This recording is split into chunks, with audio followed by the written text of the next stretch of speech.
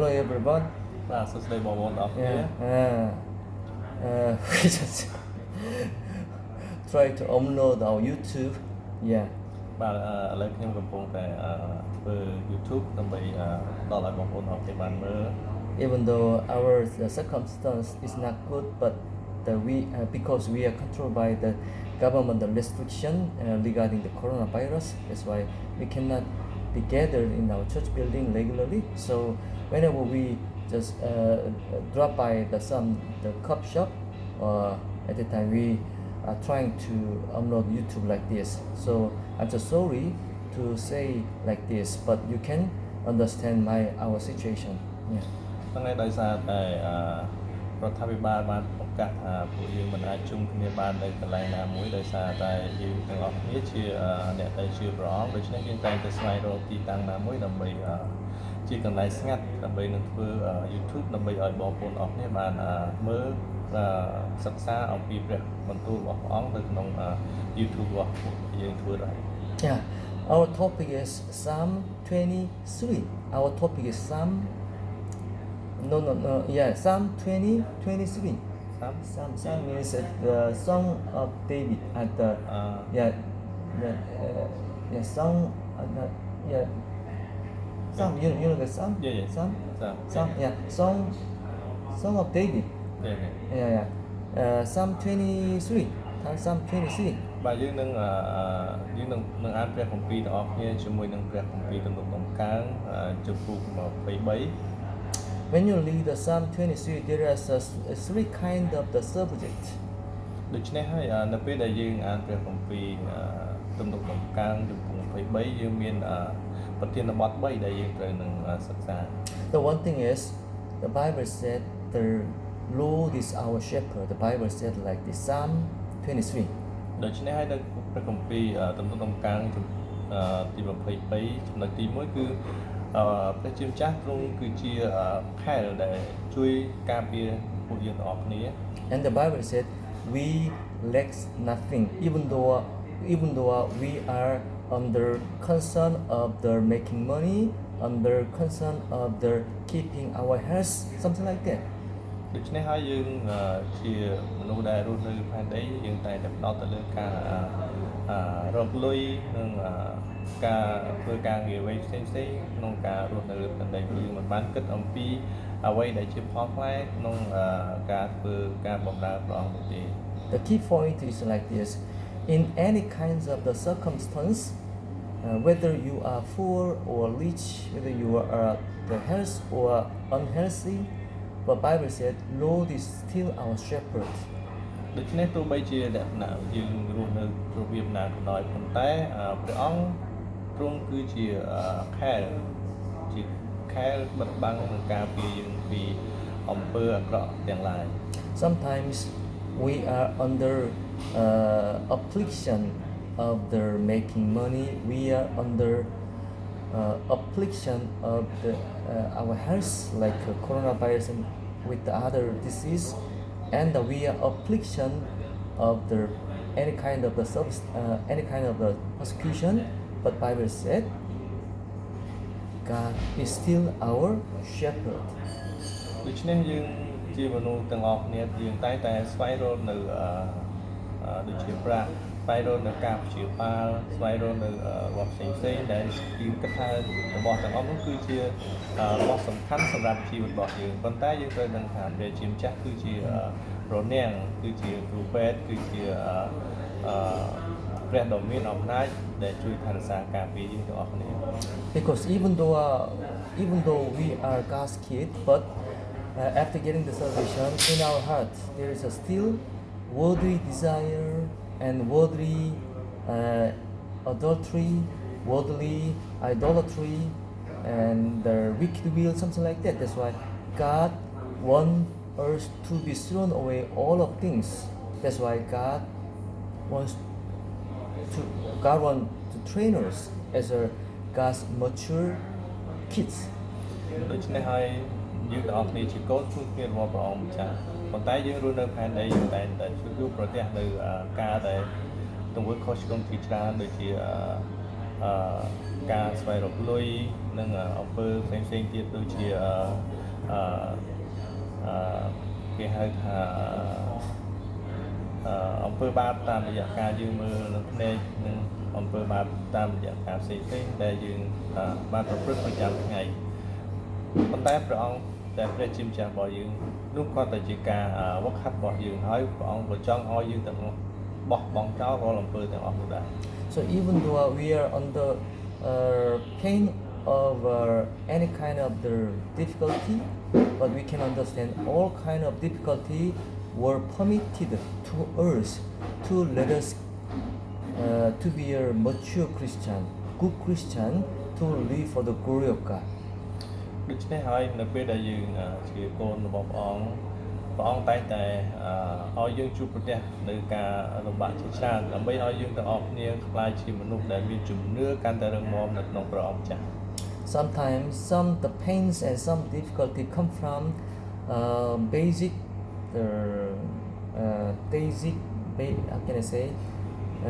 corruption come from the Garden of Eden. So all mankind were cursed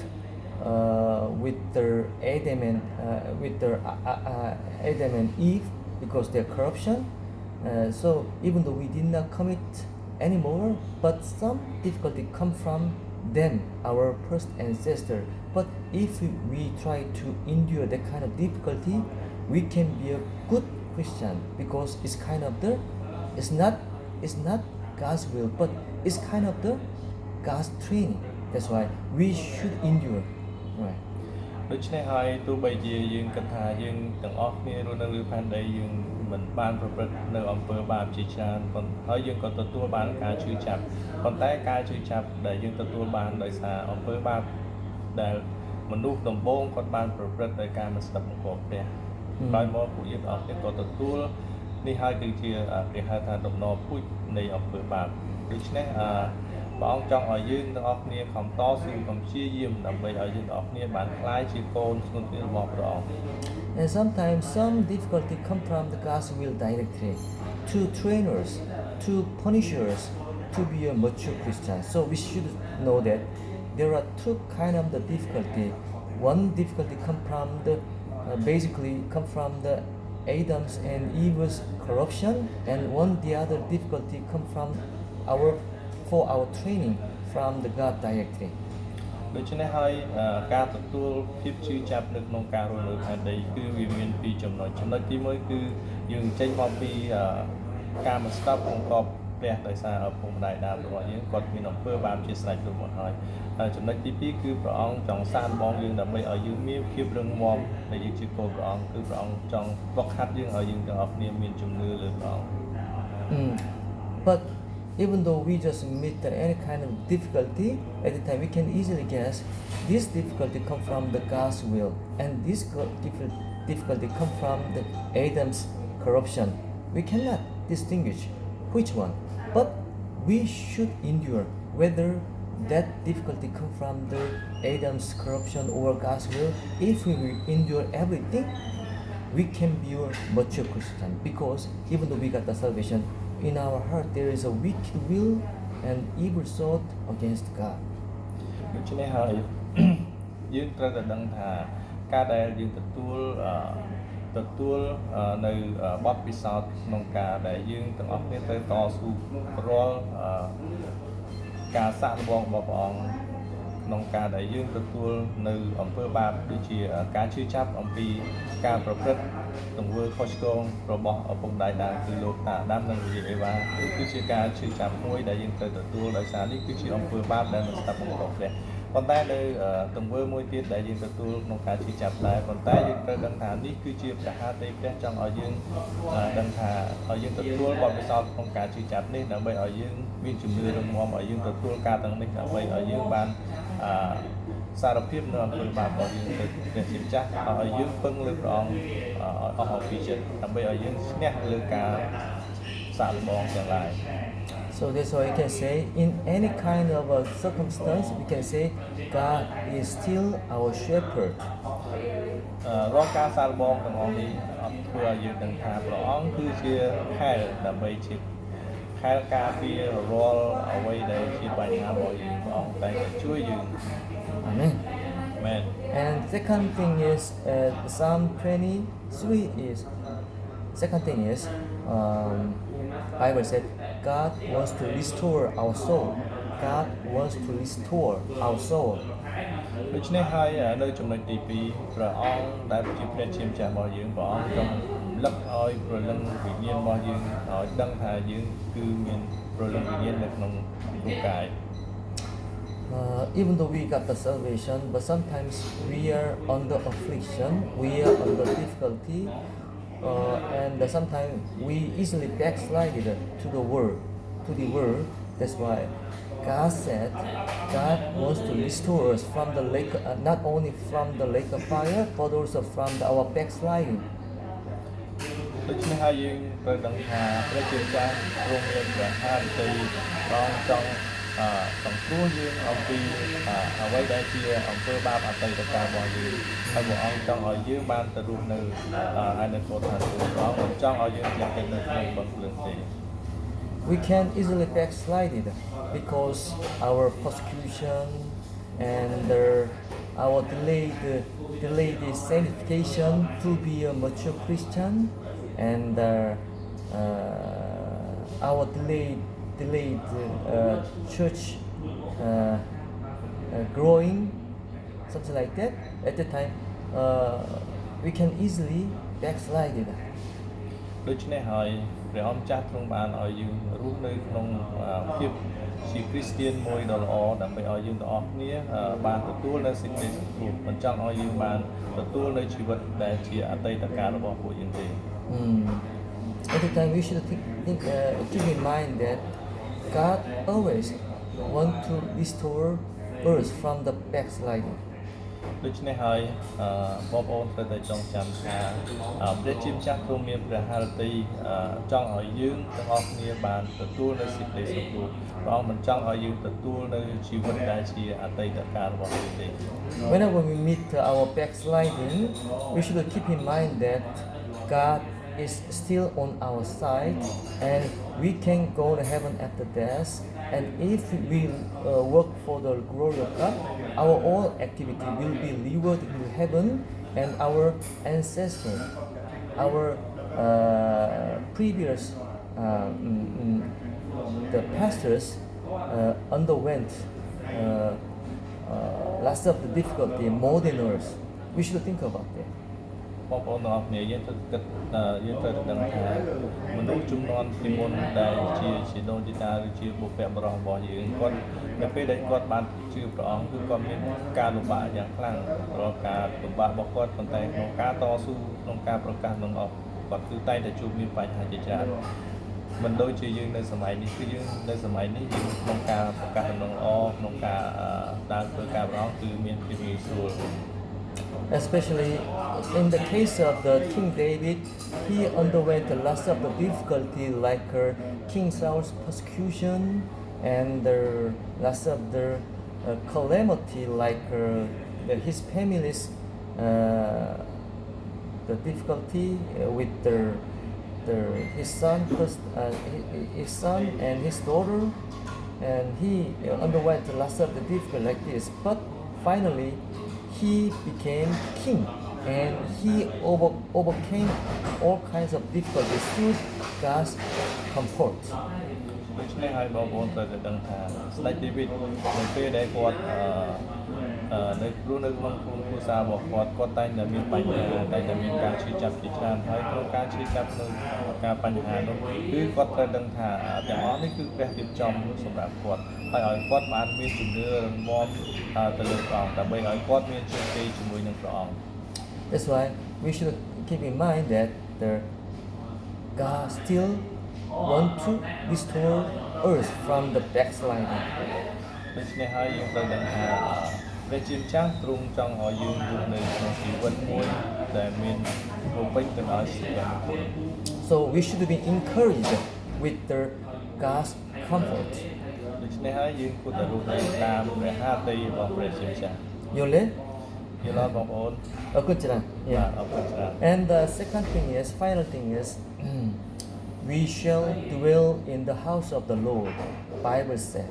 ដូច្នេះហើយយើងត្រូវតែចំណុចទី3យើងត្រូវតែធ្វើការថ្វាយសេចក្តីរុងរឿងដល់ព្រះជាម្ចាស់ Not only going to the heaven, but also living with God in this world, and finally we can meet God in the heaven. It's our final hope. មិនមែនតែយើងផ្ដោតទៅលើការរស់នៅឯនគរឋានសួគ៌ប៉ុណ្ណោះទេបងប្អូនយើងត្រូវតែផ្ដោតលើការរស់នៅក្នុងផែនដីនេះផងដែរដោយសារការដែលយើងទុកចិត្តលើព្រះជាម្ចាស់គឺយើងនៅពេលដែលយើងស្ដាប់ទៅគឺយើងបានជួបព្រះជាម្ចាស់ទល់មុខទៅមុខទៅឯនគរឋានសួគ៌ Whenever we try to trust in God, at that time we can work with God. ដូច្នេះហើយយើងត្រូវតែព្យាយាមក្នុងការសិក្សានៅព្រះបន្ទូលព្រះអង្គដូច្នេះហើយយើងអាចដើរជាមួយនឹងព្រះអង្គ Whenever we try to be gathered in our church assembly, at that time God always among us. ដូច្នេះហើយនៅក្នុងចំណោមយើងទាំងអស់គ្នាព្រះជាម្ចាស់បានគង់នៅជាមួយយើងដើម្បីឲ្យយើងទាំងអស់គ្នាបានរស់នៅក្នុងព្រះគុណរបស់ព្រះអង្គ And after passing through our all difficulty in this world, we can finally meet God in the heaven peacefully and comfortably like this. ដូច្នេះហើយតាមរយៈការរស់នៅដោយការលំបាកនៅលើផែនដីដែលជារយៈពេលខ្លីប៉ុន្តែនៅពេលដែលយើងស្លាប់ទៅគឺយើងត្រូវជួបជាមួយព្រះអង្គនិងរស់នៅឋានសួគ៌ដ៏មានសុភមង្គលនិងមានសន្តិភាពគឺរស់នៅអស់កលជានិច្ច Even though we are under crisis of coronavirus, sometimes it's very hard time to make money and to live for the glory of God. But keep in mind that all things will pass away. ដូច្នេះហើយបងប្អូនត្រូវដឹងថាទោះបីជាយើងរស់នៅក្នុងសម័យវីរុសឆ្លងកូវីដ យើងពិបាកក្នុងការរកលុយយើងពិបាកក្នុងការធ្វើអាជីវកម្មផ្សេងៗប៉ុន្តែបងប្អូនត្រូវដឹងថាការអត់ទាំងនេះវានឹងកន្លងបាត់ទៅក្នុងរយៈពេលឆាប់ៗ And finally, we will dwell in the house of Lord finally, eventually. ដូច្នេះហើយបងប្អូនត្រូវដឹងថាយើងនឹងឆ្ពោះទៅកាន់ព្រះជាម្ចាស់តាមរយៈការដែលយើងរស់នៅដើម្បីព្រះអង្គ Whenever we meet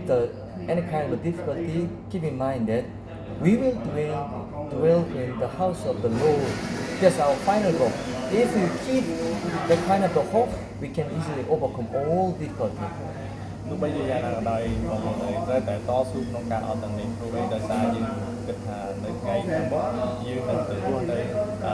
ទីកន្លែងមួយដែលព្រះអង្គបានរៀបចំសម្រាប់យើងទាំងអស់គ្នា Amen. អាមែន So one thing, God is our shepherd. ដូច្នេះចំណុចទី1យើងត្រូវដឹងថាព្រះអង្គគឺជាខែលគឺជារនាំងបានការពារយើងទាំងអស់គ្នា And the other thing is, God wants to restore us. ដូច្នេះហើយចំណុចទី2គឺព្រះអង្គគឺជាអ្នកការពារយើងដ៏ខ្លាំងក្លា We will dwell in the house of the Lord. ដូច្នេះហើយយើងនឹងទៅរស់នៅទីកន្លែងដែលព្រះជាម្ចាស់ទ្រង់បានរៀបចំសម្រាប់យើង This one is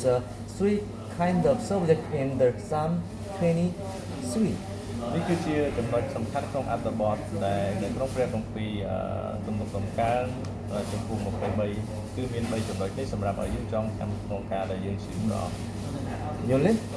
យល់បងប្អូន Be encouraged.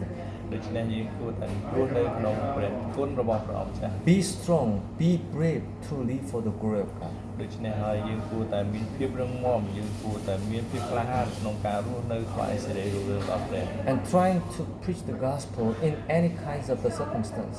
ដូច្នេះហើយបងប្អូនអើយយើងគួរតែព្យាយាមក្នុងការប្រកាសដំណឹងល្អសម្រាប់បងប្អូនយើងសាច់ញាតិយើងទាំងអស់គ្នាដែលរស់នៅលើផែនដីនេះ Keep peace in the Christ. ដូច្នេះសូមរក្សាសុខសន្តិភាពនៅក្នុងព្រះអង្គម្ចាស់ And try to trust in God only instead of our thoughts and our experience. ដូច្នេះហើយសូមរក្សាលំនឹងឲ្យបានរឹងមាំក្នុងការដើរជាមួយព្រះអង្គដើរតាមគំនិតសាច់ឈាមដែលយើងបានដើរដូចជានៅក្នុងលោកីដែរ Endure until the coming of Jesus Christ. បងប្អូនអើយសូមតស៊ូដល់គ្រាចុងក្រោយដែលព្រះយេស៊ូវគង់នឹងយើង And simultaneously try to make money, try to keep your health, not for us but for God. ដូច្នេះហើយបងប្អូនសូមថែរក្សាសុខភាពទាំងអស់គ្នាសូមជូនពរបងប្អូនទាំងអស់គ្នាឲ្យ រកទទួលទានមានបានហើយថែរក្សាការទាំងអស់នេះថ្វាយសេរីក្នុងរឿងដល់ព្រះជាម្ចាស់ Amen. អាមែន This is God's will written in the Bible. នេះគឺជាព្រះハតីព្រះចង់ឲ្យយើងធ្វើព្រះអង្គបានចង់ឲ្យយើងធ្វើទាំងអស់នេះនៅក្នុងព្រះគុណរបស់ព្រះអង្គ Yeah, that is our today's meditation in Psalm 23. នេះនៅក្នុងការដែលយើងបានពិភាក្សាគ្នានៅចំណុចទាំងអស់នេះគឺនៅក្នុងព្រះគម្ពីរទំនុកកំកើចំពោះ23 Thank you so much for watching this video clip. អរគុណបងប្អូនទាំងគ្នាបានចូលមើលក្នុងវីដេអូដែលពួកយើងបានធ្វើ Okay. Anyway, see you next time. អរគុណបងប្អូនទាំងគ្នាជួបគ្នាពេលក្រោយ Thanks so much. Bye bye. បាយបាយអរ Okay. គុណច្រើន Yeah, good.